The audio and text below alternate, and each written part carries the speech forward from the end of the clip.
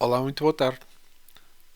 Estamos aqui mais uma vez unidos para o estudo do capítulo 49, Regressando a Casa, estudo do livro Nosso Lar, de André Luís, psicografado por Francisco Cândido Xavier. Estamos a chegar muito perto do final do estudo deste livro, desta obra da literatura espírita. Mas antes, quero pedir que o nosso irmão Jesus permaneça connosco. Os seus emissários estejam connosco e nos dê a paz, o discernimento, para que este estudo corra da melhor forma possível. Para todos, para mim, que vou transmiti-lo, e para todos aqueles que irão ouvir, encarnados e desencarnados. Obrigado e que assim seja. Então, vamos então iniciar.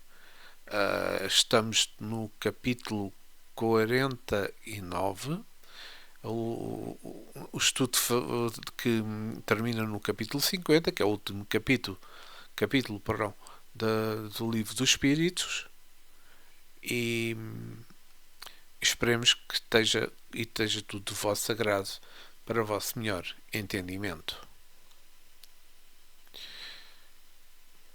Estou só aqui, apareceu-me aqui uma imagem, peço imensa desculpa.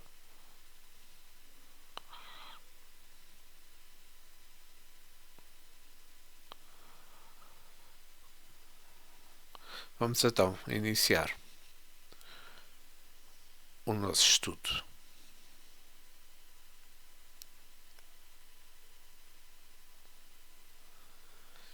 Imitando a criança que se conduz pelos passos dos benfeitores, cheguei à minha cidade, com sensação indescritível do viajante que regressa ao berço natal, depois de longa ausência. Sim, a paisagem não se modificaram de maneira sensível. As velhas árvores do bairro do mar e mesmo o céu, o mesmo perfume instável. Embriagado de alegria, não mais notei a expressão fisionómica da senhora Laura, que denunciava extrema preocupação, e despedi-me da pequena caravana que seguira adiante. Clarencio abraçou-me e falou: "Você tem uma semana ao seu dispor. Passarei aqui diariamente para revê-lo, atento aos cuidados que devo consagrar aos problemas da reencarnação de nosso irmão. Se quiser ir ao nosso lar, aproveitará na minha companhia." "Passe bem, André." Isto foi o que Clarencio disse a André Luís. Mas aqui, vamos lá. Será que é possível imaginarmos o sentimento de André como viajante que torna ao berço natal, depois de longa ausência? Bem, como é reconfortante quando avistamos a nossa cidade depois de uma longa viagem. Todos nós trazemos marcas afetivas das referências que nos situaram na Terra em determinadas circunstâncias. São fotografias, filmes, das nossas experiências, que captamos através da percepção e das sensações, que ficam registados em nossa memória espiritual e que revivemos quando recordamos. E foi isso que aconteceu exatamente a André Luís. E então vamos continuar com o texto.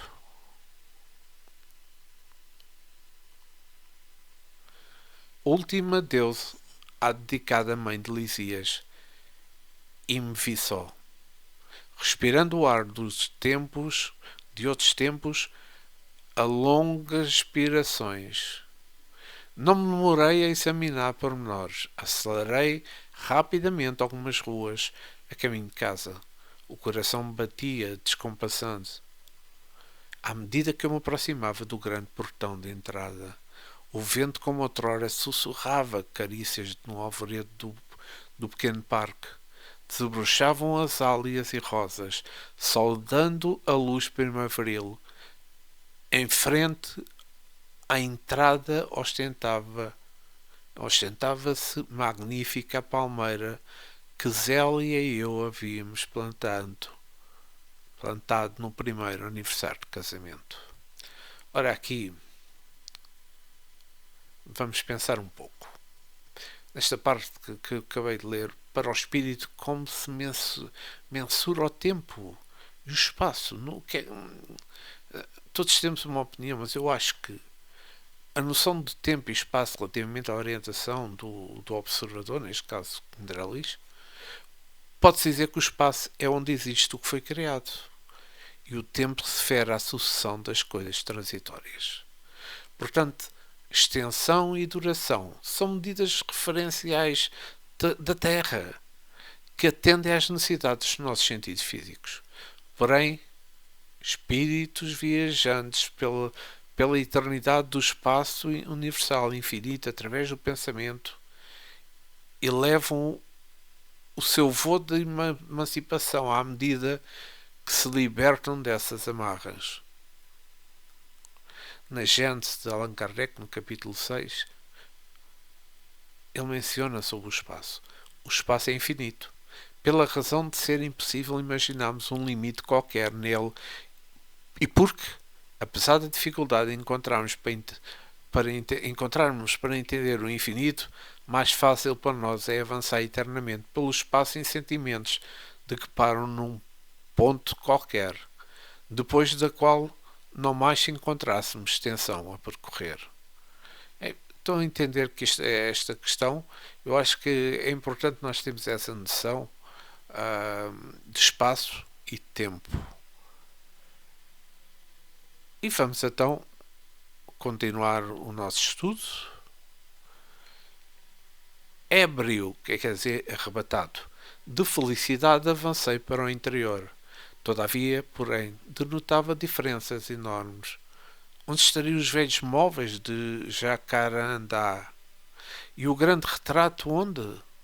Com a esposa e os filhinhos formávamos um grandioso grupo. Há uma coisa me oprimia ansiosamente. O que teria acontecido? Comecei a cambalear de emoção. Dirigi-me à sala de jantar, onde vi a filhinha mais nova, transformada em um jovem adolescente. E quase no instante vi Zélia que saía do quarto acompanhando um cavalheiro que me pareceu um médico à primeira vista. Então vamos parar aqui o texto para pôr esta questão. Os espíritos sofrem com a ausência de seus pertences e com as mudanças materiais realizadas no lar terreno? Eu achei importante esta pergunta porque eu acho que tudo depende do quanto o espírito permaneça apegado aos objetos. É natural que o espírito, enquanto encarnado, esteja habituado com os seus pertences. E é correto valorizá-los na proporção que lhes sejam úteis na atuação da vida física. O grande problema é o excesso de apego, porque as coisas materiais não nos pertencem. Nem o corpo nos pertence. Tudo nos é concedido por empréstimo. Somente os valores espirituais são nossos. Portanto, não deve ser motivo de preocupação manter as coisas no lado terreno, conforme os costumes daqueles que já está encarnado. As condições na vida espiritual são outras, e para o seu próprio bem, ele necessita se adaptar à sua nova realidade. No Evangelho segundo o Espiritismo, no capítulo 16, no ponto 9, o homem só possui em plena propriedade aquilo que quiser dado a levar deste mundo. Do que se encontra ao chegar e deixa ao partir, ele desfruta, enquanto aqui permanece. Porém, como é forçado a abandonar tudo isso, não tem das suas riquezas a posse real, mas sim usufruto. E então aqui há uma pergunta: quem é então que ele possui? E Pascal, que foi quem disse isto, o espírito de Pascal, nada do que é uso do corpo, tudo o que é uso da alma, a inteligência, os conhecimentos, as qualidades morais, é isso que nós levamos. Isso é o que ele traz e o que leva consigo, o que ninguém lhe pode tirar, que lhe servirá a ele noutro mundo, muito mais do que neste. Importantíssimo esta pequena comentário do Espírito Pascal no Evangelho segundo o Espiritismo. E então, continuemos. Gritei minha alegria com toda a força dos pulmões, mas as palavras pareciam ecoar pela casa sem atingir os ouvidos dos presentes. Compreendi a situação e calei-me, desapontado.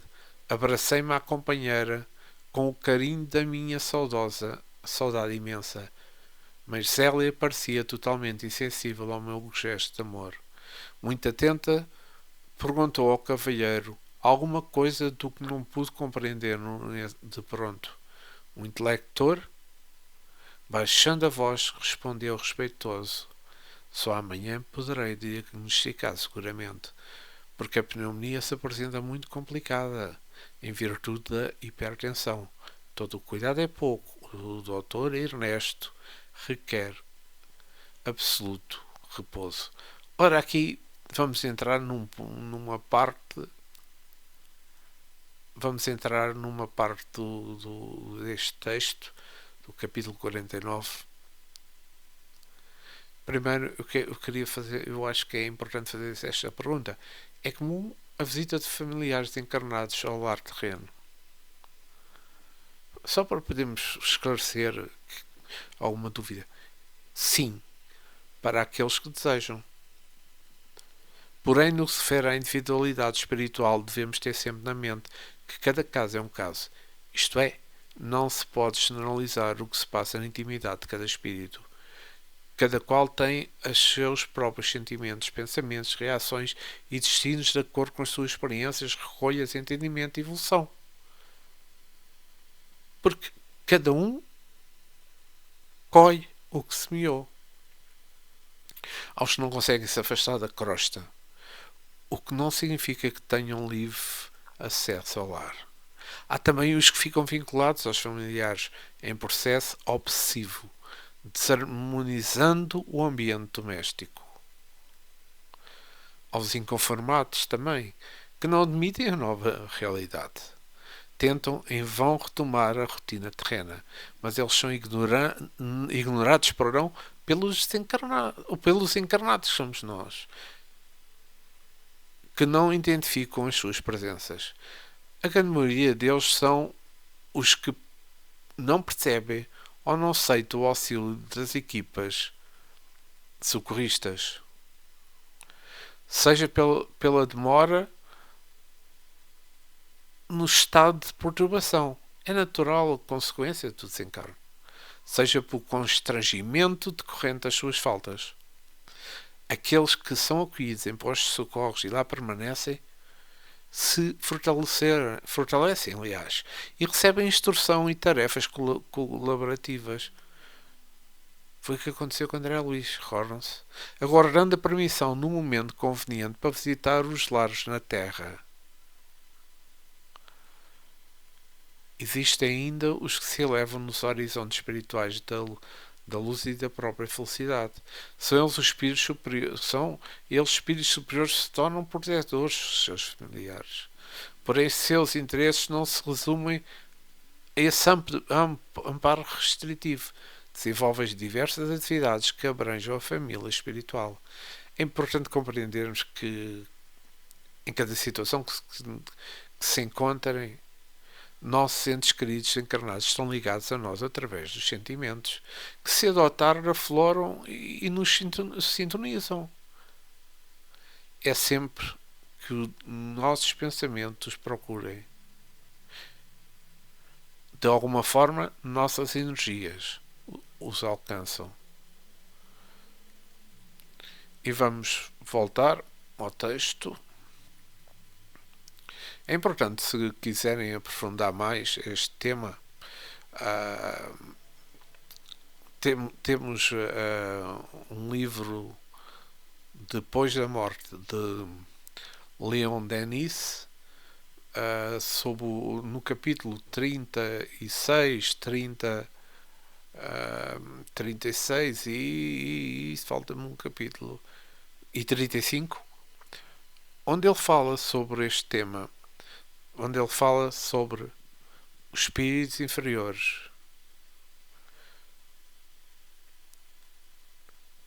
A vida superior. Leiam este livro de Leon Denis porque é muito importante também. E vamos então voltar ao texto.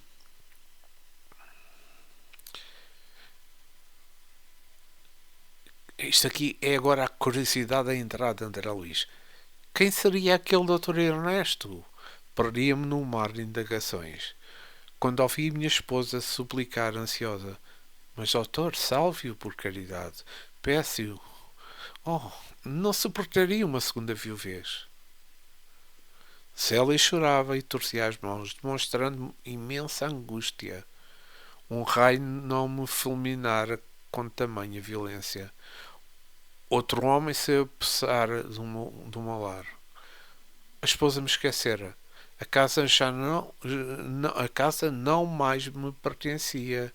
Valia a pena ter esperado tanto para colher semelhantes ilusões? Corri ao meu quarto, verificando que o outro mobiliário existia num aposento espaçoso. No leito estava um homem de idade madura, evidenciando delicado estado de saúde. Ao lado dele, 3 figuras negras iam e vinham, demonstrando-se interessados em agravar os padecimentos.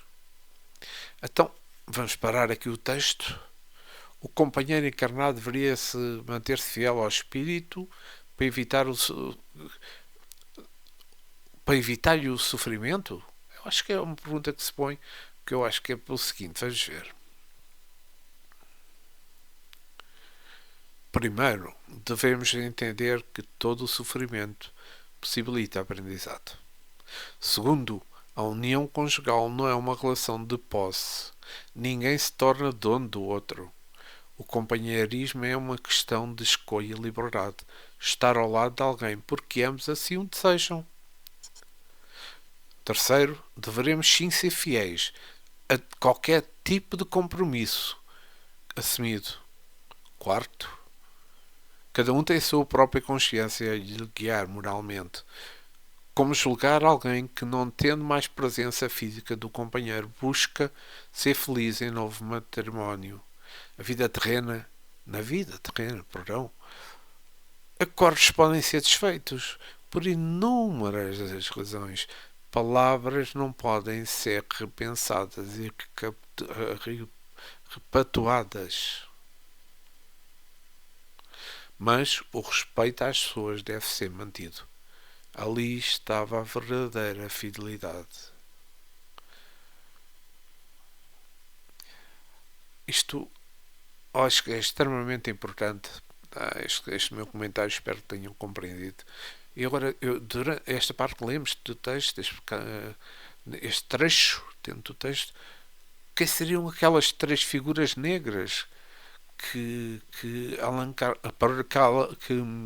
André Luís menciona? Todos nós sabemos. Essas figuras negras, obscuras, sombrias, correspondem à descrição de espíritos inferiores ou infelizes, desprovidos de luz própria, presos a condicionamentos obsessivos da mente. A princípio, a atuação fluídica da obsessão é moral, associando o perispírito a perispírito. Porém, a ação persistente e prolongada dos obsessores pode acarretar graves enfermidades ao organismo físico do obsessiado. E para isso, a Gênese de Allan Kardec, no capítulo 14, é bem explícito. Leiam, porque vão compreender perfeitamente. E vamos então continuar com o nosso texto. De pronto tive ímpetos de odiar o intruso com todas as forças, mas já não era eu o homem de outros tempos. O Senhor me havia chamado aos ensinamentos do amor, da fraternidade e do perdão. Verifiquei que o doente estava cercado de entidades inferiores, devotadas ao mal. Entretanto, não me conseguia auxiliar diretamente. Assentei-me, decepcionado e entristecido, vendo ela entrar no aposento e dele sair. acariciando o inferno com a ternura que me coubera noutros tempos. E depois de algumas horas de amargura e observação, eu meditei. Voltei cavaleando à sala de jantar, onde encontrei as filhinhas conversando. E vamos parar aqui. Uma coisa muito importante. O que haveria mudado André Luiz, quando ele menciona já não era eu o homem de outros tempos. É claro que nós compreendemos perfeitamente o que André Luiz quer dizer quando o ser reencontra a sua consciência espiritual e leva os seus pensamentos ao amor fraternal entre as criaturas, passa a encarar com toda a tolerância e resignação situações que antes seriam capazes de afetá-lo nas teias do orgulho. Seus próprios sofrimentos nas zonas inferiores foram os primeiros passos para essa regeneração. O acolhimento efetivo dos bons amigos espirituais do nosso lar lhe possibilitaram a sustentação para a sua reforma moral. No entanto, foi o trabalho responsável de auxílio a tantos irmãos necessitados de equilíbrio que lhe proporcionou o exemplo e o aprendizado de amor ao próximo, e agora estava sendo colocado à prova de forma inesperada. Se tivesse retornado ao lar antes de todo esse processo, possivelmente André Luiz seria mais um obsessor vingativo a acompanhar aqueles outros que estavam lá cercando o doente. Percebe-se então a importância de um umbral para o início da reabilitação do espírito. Vem esta pequena, grande mudança de André Luiz, já neste capítulo 49. E vamos voltar ao texto. Sucediam-lhes as surpresas. A mais velha casara e tinha ao colo um filho. E o meu filho, onde estaria? Zela instruiu convenientemente uma velha enfermeira, e veio conversar mais calmamente com as filhas. Vim vê-los, mamãe, exclamou a primogênita, não só para colher notícias do Dr. Ernesto, como também porque hoje singulares saudades do papai me atormentam o coração. Desde cedo não sei porque penso tanto nele. É uma coisa que não sei bem definir.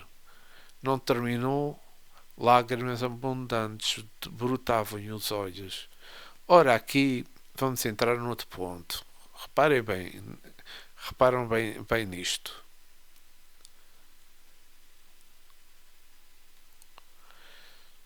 As singulares saudades do pai, que a filha mais velha teriam relação com a presença de André Luiz no lar. É claro, se a gente pensarmos bem, a mediunidade é caracterizada pela sintonia entre os espíritos, quer sejam encarnados, quer sejam desencarnados. Querem melhor para perceber a aproximação. Quem melhor, perceber a aproximação de um ente querido, senão aquele que está unido a ele, através dos sentimentos, através dos pensamentos. Uma saudade singular e repentina pode significar esse momento de aproximação e intensidade fluídica, de perispírito a perispírito, registada pela sensibilidade mediúnica, mesmo que o espírito não consiga defini-la com precisão. Todos nós que estamos encarnados temos a capacidade de registrar presenças espirituais através da mediunidade, que nos é inerente, exatamente pela condição de espíritos que somos. Uns conseguem sentir e permitir a manifestação desses espíritos de forma evidente, outros somente intuitivamente e mais sutilmente.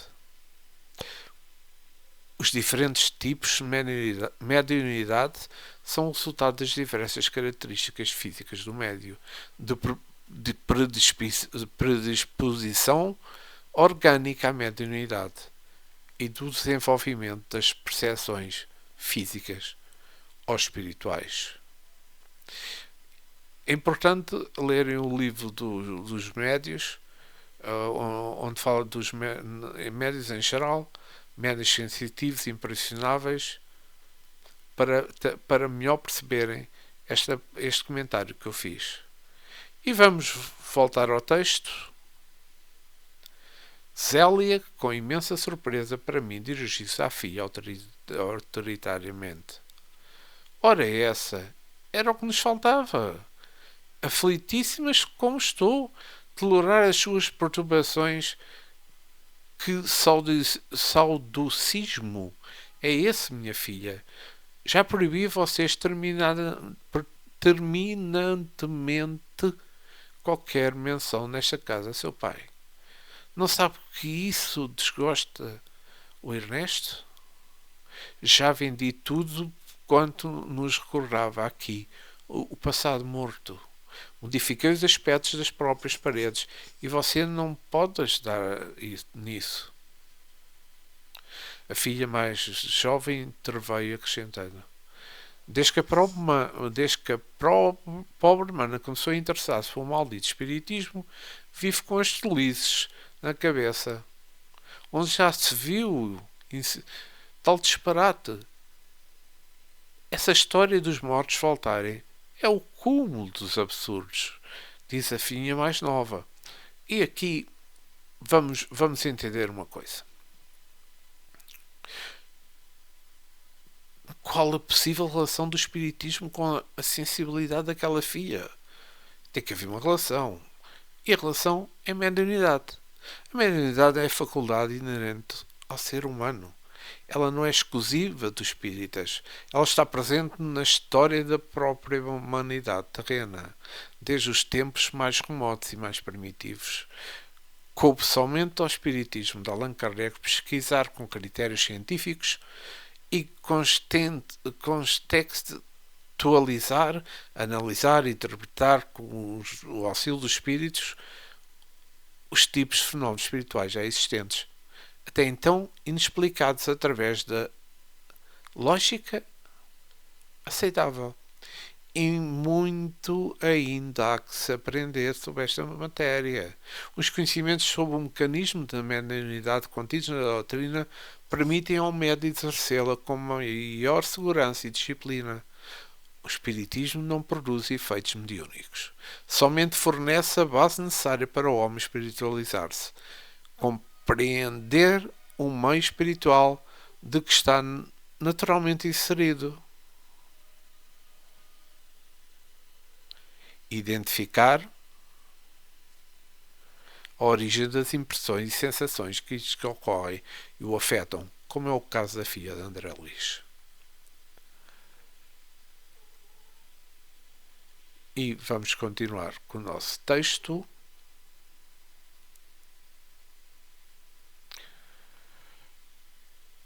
A outra, embora continuasse chorando, falou com dificuldade. Não estou traduzido de convicções religiosas. Então é crime sentir saudades do papai? Vocês também não o amam? Não têm sentimentos? Se o papai estivesse connosco, o seu único filho de varão não andaria, mãe, a praticar por aí loucuras. E Célia respondeu. Ora, numa forma nervosa e aborrecida, cada qual tem a sua sorte. Que Deus lhe dá. Não se esqueça de que André está morto. Não me venha com lamúrias e lágrimas pelo passado irremediável. Ora, aqui é importante salientar o seguinte. Isto é que, porque é que muitas pessoas, ainda como ela, consideram seus entes queridos que partiram como mortos?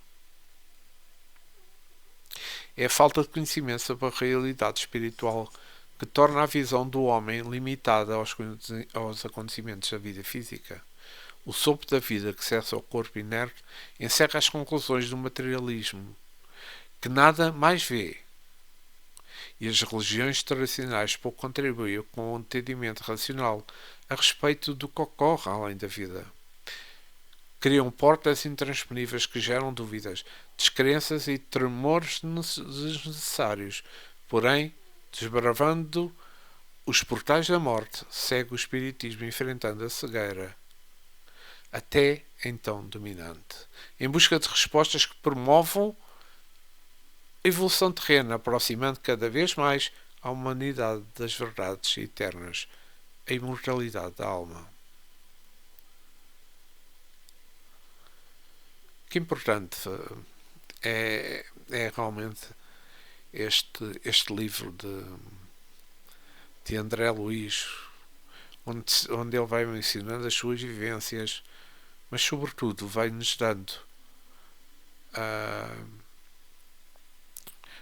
dando conhecimentos para nós prepararmos quando desencarnarmos.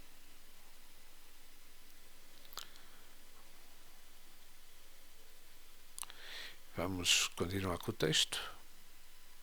Aproximei-me da filha chorosa, interrompi o pranto, murmurando palavras de encorajamento e de consolação, que ela não registou auditiva, mas subjetivamente, sob a feição de pensamentos confortantes. Assim, via-me em fase de singular conjuntura. Compreendia agora o motivo pelo qual meus amigos haviam adiado tanto o meu retorno ao lado terreno. Angústias e decepções sucediam de turbilhão. Vejamos que André Luiz está aqui com algumas, não direi com dúvidas, mas vamos ver. O que é que significa isto quando ele menciona estanquei o pranto, murmurando palavras de encorajamento e de consolação, que ela não restou auditiva, mas subjetivamente sob a feição de pensamentos confortantes. Eu salientei esta parte porque acho que é de forma que agem os nossos protetores e amigos espirituais quando nos envolvem no seu humor e nos auxiliam nos momentos em que necessitamos, emanando pensamentos sugestivos de conforto e de encorajamento, cujas palavras dificilmente podem ser ouvidas, mas que podem ser sentidas pelos fluidos que nos alcançam, proporcionando-nos paz, harmonia e forças renovadoras. Eu acho que isto é extremamente importante. Extremamente importante estes conhecimentos que André Luiz vai-nos transmitindo. E voltando ao texto, minha casa pareceu-me então um património que os ladrões e vermes haviam transformado. Nem reconhecimento, nem consideração, nem afetos. Somente uma filha ali estava de sentinela ao velho e o sincero amor.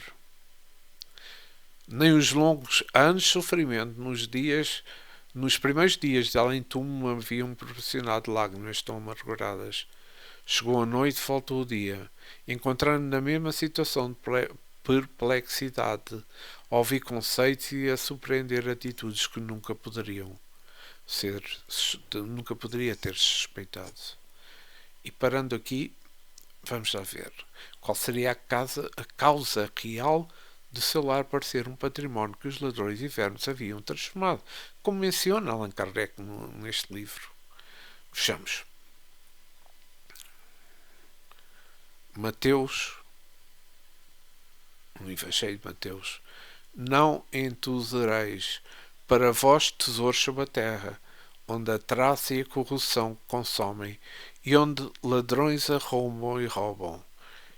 Entesourais para vós tesouros do céu, onde nem a traça nem a corrupção consomem, e os ladrões não arrombam nem roubam. Pois onde está o teu tesouro, ali estará também o teu coração. E o que é que Mateus, o que é que quer dizer esta parte que li do Evangelho de Mateus? É que aquele lar, como tantos outros, não for edificado em valores morais. Senão não estava a acontecer isto com estas discussões de Célia com as filhas.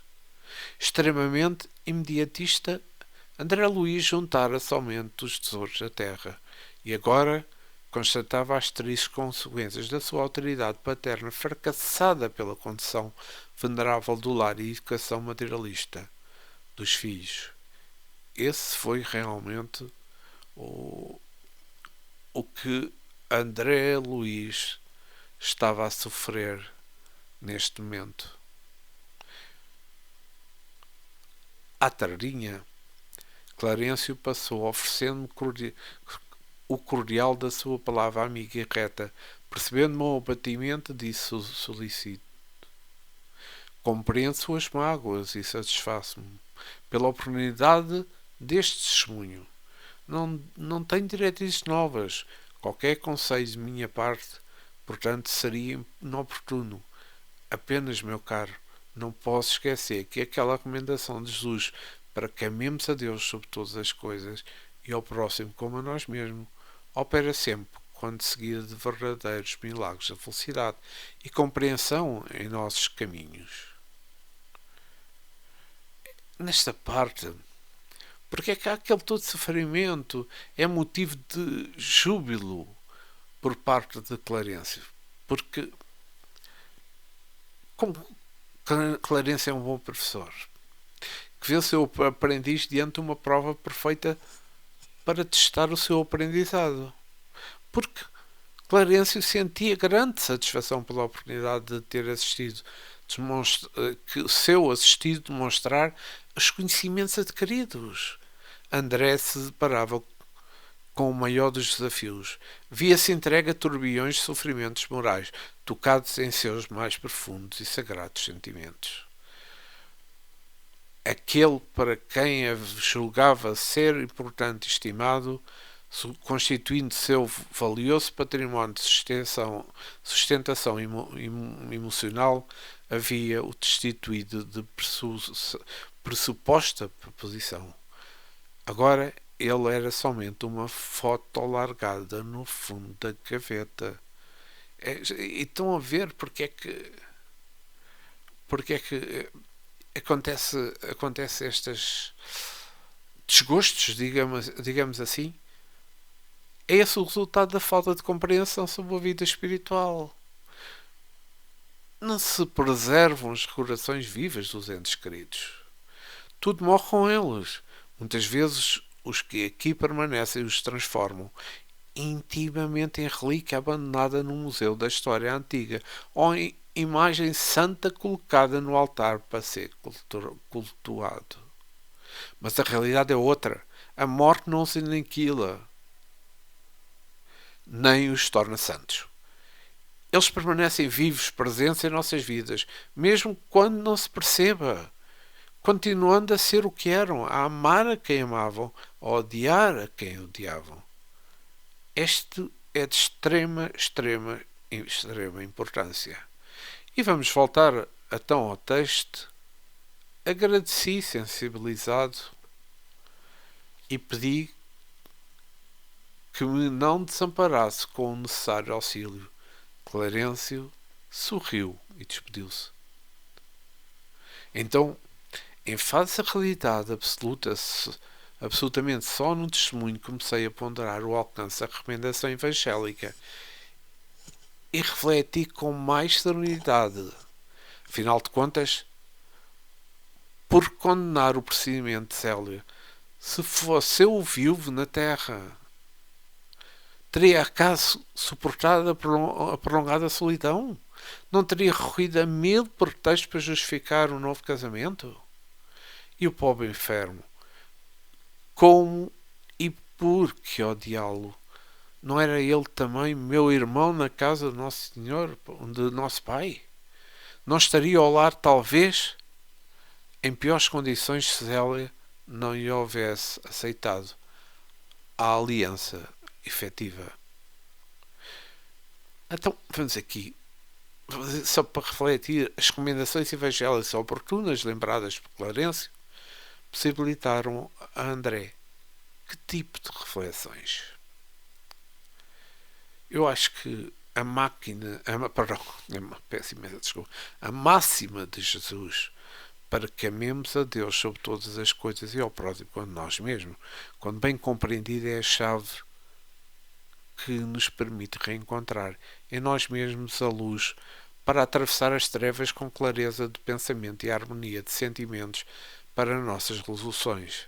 Foi neste alicerce que André conseguiu retomar o controle de si mesmo, recordando todo o aprendizado adquirido e vivenciado em nosso lar, transportando-o ao antigo lar terreno. Para o espírito, não é tarefa fácil resignar-se à posição de entes queridos em seu coração, permitindo que continue as suas respectivas jornadas sem as amarras de possessividade, considerando como verdadeiros irmãos pertencentes à família universal. Mas a sublimação do amor fraternal, exemplificado por Jesus, é a referência que o faz refletir, se colocando no lugar do próximo. E foi isso que André Luís fez. Não é essa a recomendação suprema do nosso mestre? Claro que é. E vamos continuar com o nosso texto. Preciso era, pois, lutar contra o egoísmo feroz. Jesus conduzira-me a outras fontes. Não podia proceder como homem na terra. Minha família não era apenas uma esposa e 3 filhos na terra. Era assim constituída de centenas de enfermos nas câmaras de retificação e estendia-se agora à comunidade universal. Dominando de novos pensamentos, senti que a água do verdadeiro amor começava a brotar das feridas benéficas que a realidade me abria o coração. E com esta parte vejamos assim o que os novos pensamentos de André Luís nos ensinam, que é muito, muito importante. Vejamos. O nós deve sempre prevalecer sobre o eu. Sem a fraternidade, o egoísmo impera soberano. Mas para se vivenciar a família universal é necessário que nos espiritualizemos, compreendendo que somos todos espíritos buscando a felicidade suprema, que só se conquista aperfeiçoando os sentimentos e progredindo moralmente, amando a todos como irmãos. Espiritualizar-se implica na consciencialização sobre a vida após a vida, que é a nossa verdadeira vida. Desenvolver os sentidos que nos ligam mediunicamente aos amigos espirituais para que as duas dimensões da existência humana finalmente se reúnem, promovendo, essa aliança de amor na Terra. E não é um espiritismo que encontramos as bases da fraternidade espiritual. Uma parte muito importante, muito esclarecedora esta, sobre estes novos ensinamentos de André Luís. E com isso damos por terminado o estudo deste 49º capítulo do Nosso Lar, livro de André Luís, psicografado por Francisco Cândido Xavier. Na próxima gravação iremos terminar o estudo deste livro, para posteriormente passarmos ao estudo do livro Os Mensageiros. Mas antes quero agradecer a Deus, nosso irmão maior, nosso guia espiritual, aos nossos guias, aos nossos amigos espirituais, a paz que tivemos no estudo deste capítulo 49. E que todos os espíritos